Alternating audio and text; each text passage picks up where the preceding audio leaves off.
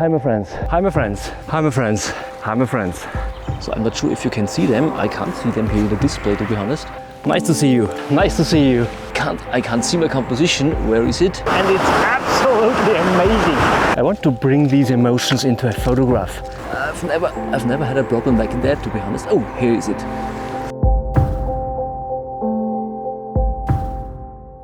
Hi my friends. Very nice to see you. Where has the time gone? It's amazing. A year is over. And more than that, I've totally overseen the time, to be honest. I've overseen my anniversary. It had been already in the middle of October. So I had so much to do with my projects. I mentioned them already. I mentioned one of them already. I have two projects where I'm currently working on, and they will have a big impact to my photography over the next years. And I mentioned already the first of them in one of my last videos. So if you haven't seen it, I will link the video down in the description. And I will tell you more about the second project in the end of this video. So get sure that you see this video to the end. So in this video, I want to talk about why I started this YouTube channel. I want to talk about the expectations I had back then. I want to talk about the impact it had to my photography and maybe also to my whole life. And I also want to talk about the future of this channel, what you can expect for the second year. But first of all, let's come to the most important things.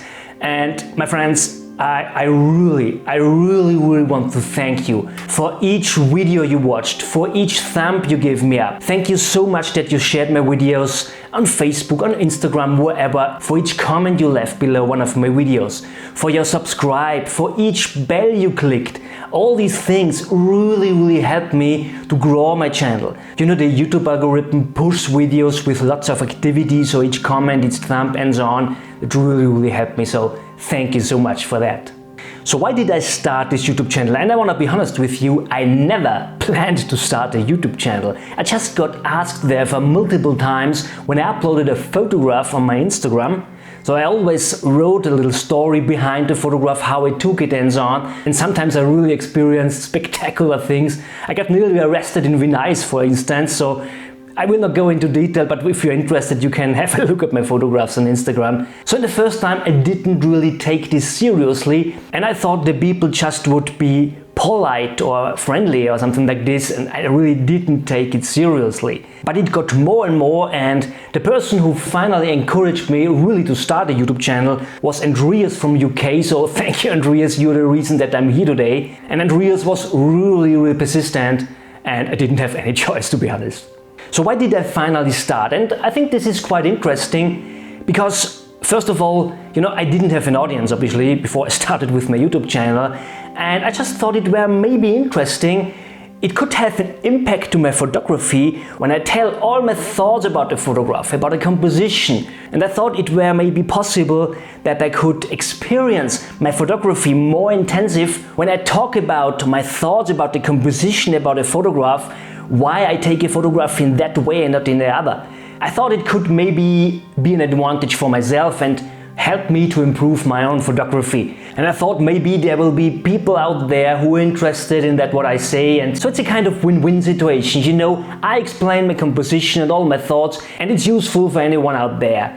So it's a kind of symbiosis, if you want. I mean, I didn't have an audience, and so I also didn't feel this tight connection what I really feel today, by the way. Really, I think in my first video I talked to a camera only, and I think quite from my second video on I really talked to you, and I looked through the camera and really out from the screens. My original plan was to upload a video all 2 or 3 weeks, but what I didn't expect is, and this was quite from the very beginning of this channel, I got amazing feedback from you. It's absolutely amazing. People told me that they got inspired from my videos, so that they upgraded from their phone to a real camera. And also more experienced photographers told me that my videos brought them to rethink their way how they build up composition. So I mean, this is amazing. So I really learned to understand, or I really began to understand, that it's really possible to move something here on YouTube, also when you're just a smaller channel. I got really driven by all these amazing feedback, so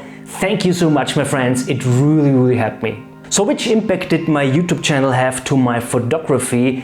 And I got a question here. I was asked, I think it was Marcus, and he wants to know, is it more difficult to photograph while vlogging? And Markus, I think half a year ago I maybe had said, yes, definitely, it's much more complicated, much more difficult, but yeah, meanwhile I think I got really used to it.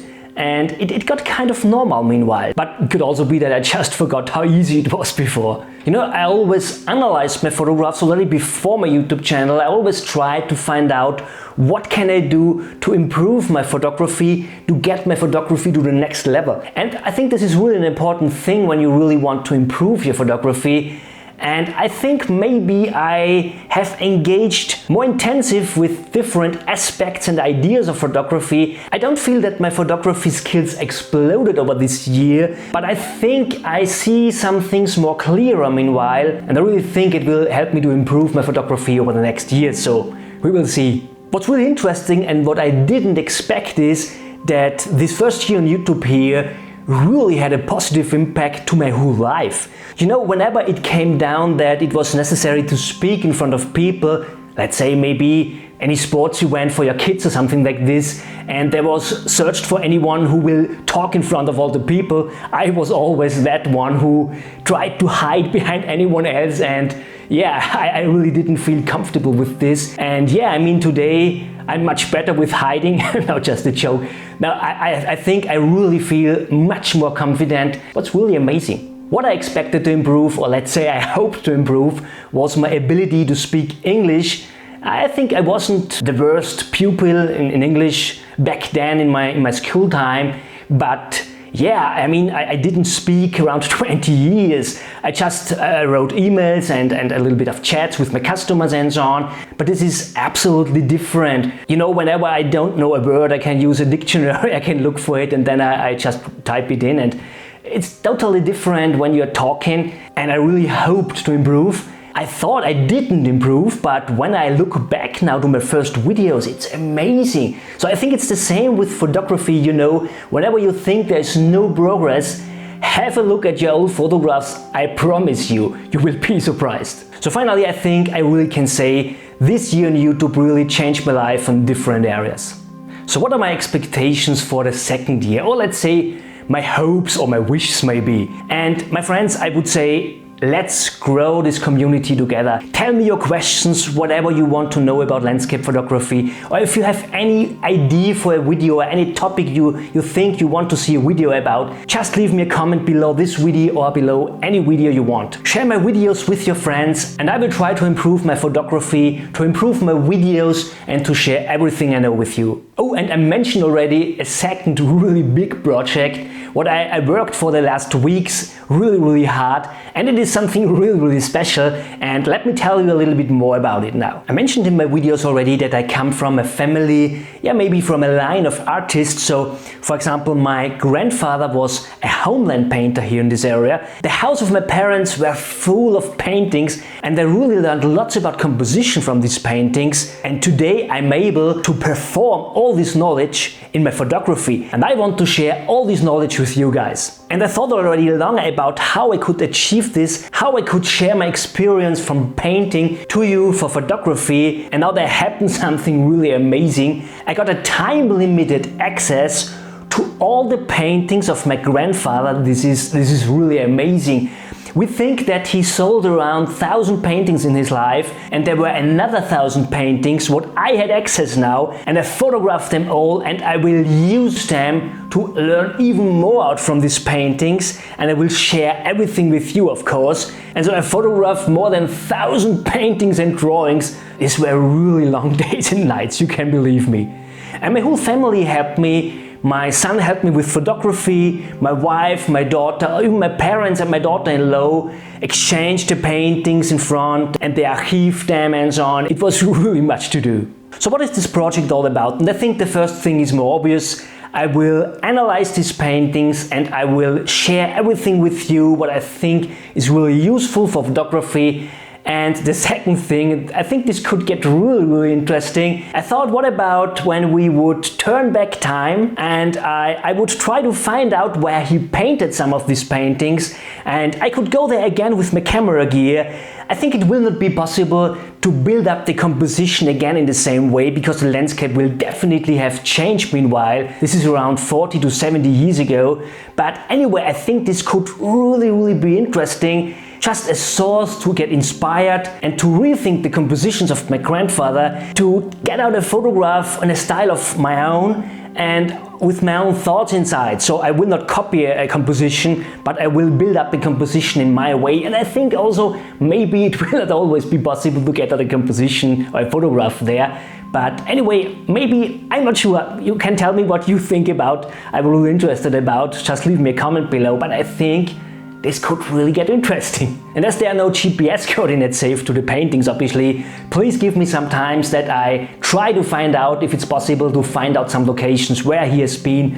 And yeah, and then I think maybe in spring as well. So the camper van and the paintings project, I will both start in spring, and I think this should give me plenty time to prepare both of them. So I know this is not a typical video, you know, on my channel here. It's always important for me to give any tips and so on in my videos. So I'm sorry therefore when there were no tips in this video. But anyway, I hope you enjoyed this video. If yes, please give me a thumb up, share this video with your friends on Facebook, Instagram. You know, it would help me to grow this channel, and if you didn't have already, please subscribe to my channel.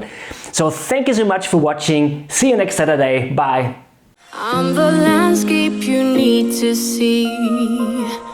You are the artist I'll never be. Stay with me and I have no doubt you'll make a painting that makes you proud.